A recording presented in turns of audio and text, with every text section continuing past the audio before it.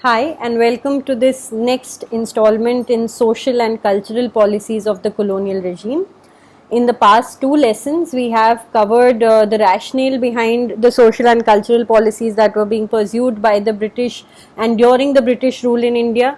In yesterday's lesson, then we had studied about one of the stalwarts of socio-cultural reforms in India at that time, Raja Ram Mohan Roy. And today, we will look at some other stalwarts such as Mr. H.L.V. Derozio. You will shortly find out who he was. Ishwar Chandra Vidyasagar, about the policies regarding widow remarriage, and about certain other organizations such as the Tattva Bodhini Sabha. अब आपके सामने कुछ lines हैं. These are some lines in Hindi that I will be reading out, and you could actually guess as to who they are being said about.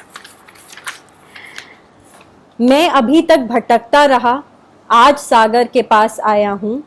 आपने अपने उद्धार के लिए कुछ भी नहीं किया, इसीलिए आपके पास रत्न ही रत्न है. What the speaker is saying is that I have been wandering till today, and today I have come to the ocean. You have not done anything for your own upliftment, and maybe that is why you have so many gems at your disposal. So the speaker was none other than Ramakrishna Paramhans, and he said these lines about Ishwar Chandra Vidya. Now Ishwar Chandra Vidyasagar, he labored very hard for the cause of women upliftment, women empowerment and widow remarriage. And what had happened essentially is that before we come to what Ishwar Chandra Vidyasagar did, let me give you a brief background.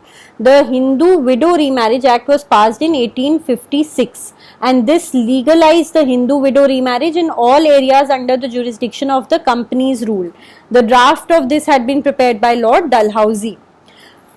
Importantly, from 1830s to 40, that is even before this act was passed, some rare individuals like Maharaja Sirish Chandra of Nadia were trying to initiate Hindu widow remarriage, but they were not successful. And this was one of those times when only Shudra widows were permitted to remarry, upper caste Hindu women were not. What did Ishwar Chandra Vidyasagar do? After intensive study of the Sanskrit Shastras, he proved that widow remarriage was not prohibited, rather it was permitted and sanctioned.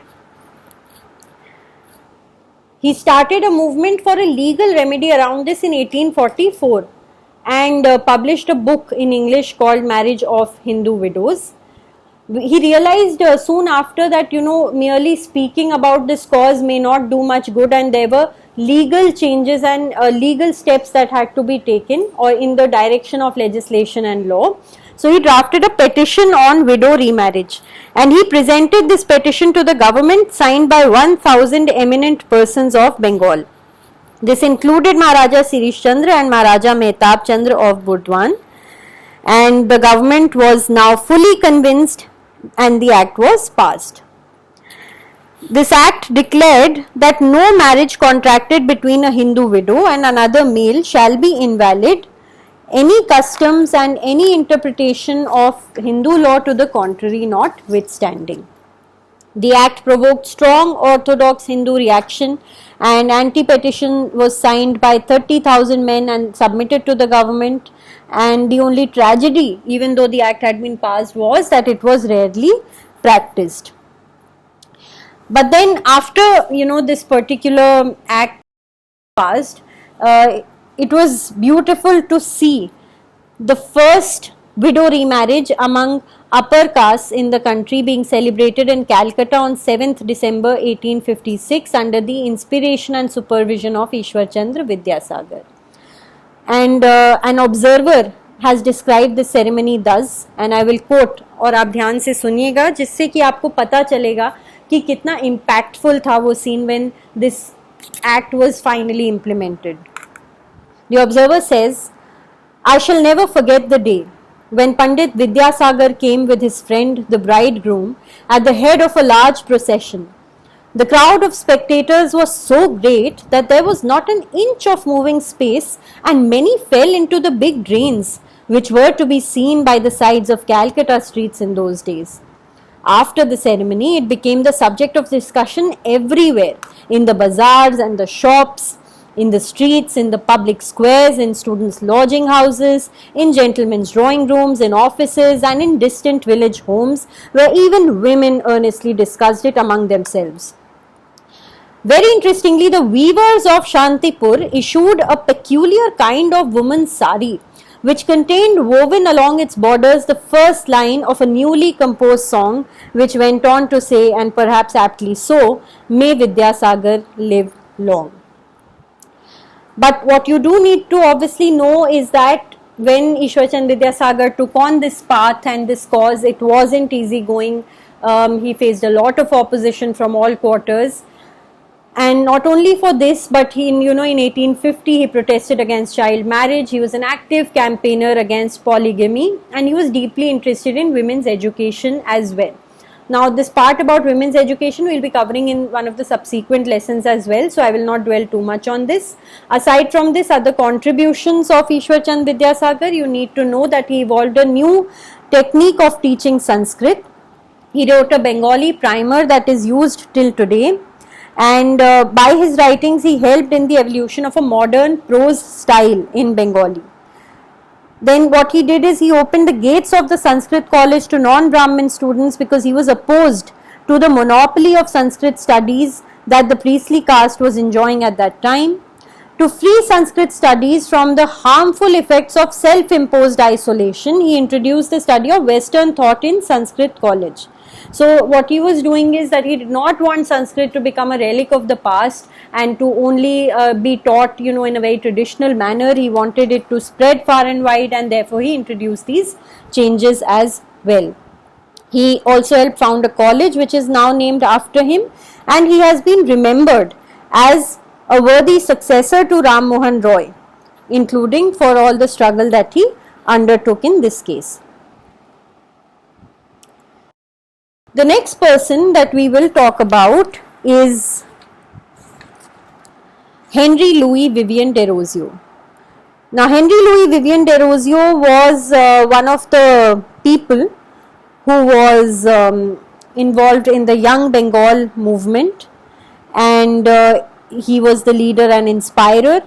He was an Anglo-Indian, and he taught at Hindu College from 1826 to 1831. He was very, very young. In fact, you'd be surprised to know that he died at the age of 22.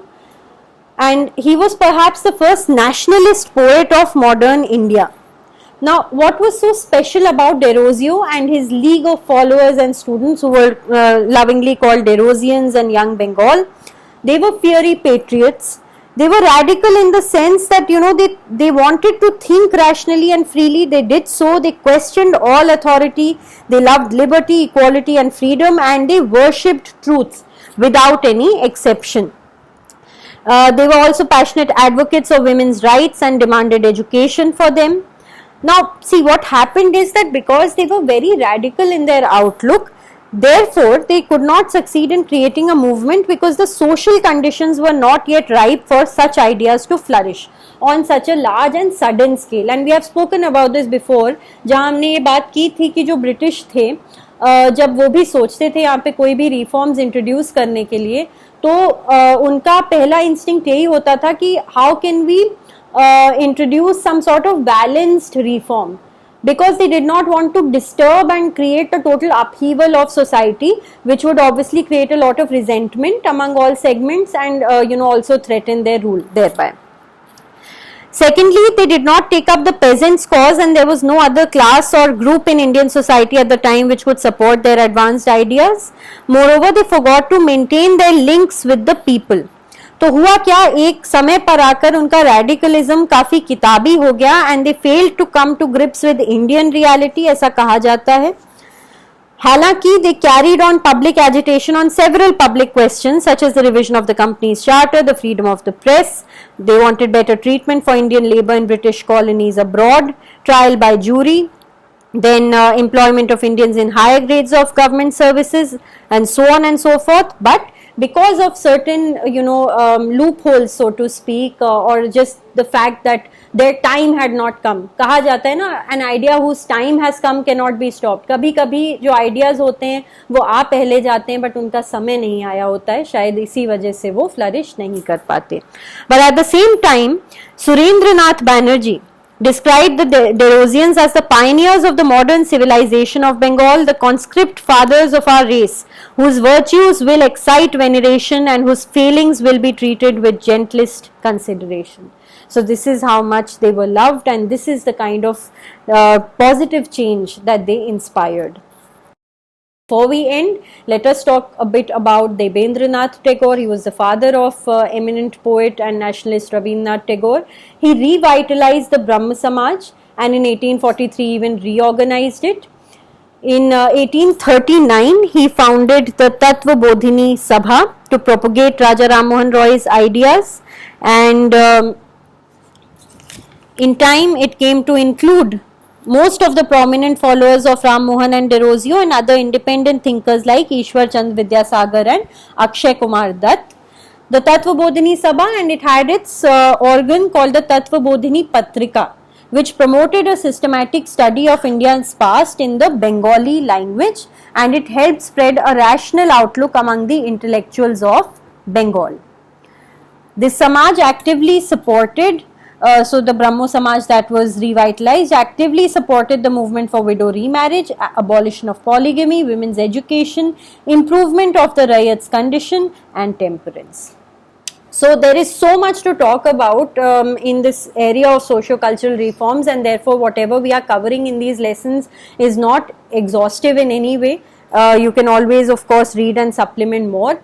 In the upcoming lesson, we will continue with this because causes like education etc. are still left which we need to address, and that will hopefully cover a substantial portion for you. Thank you.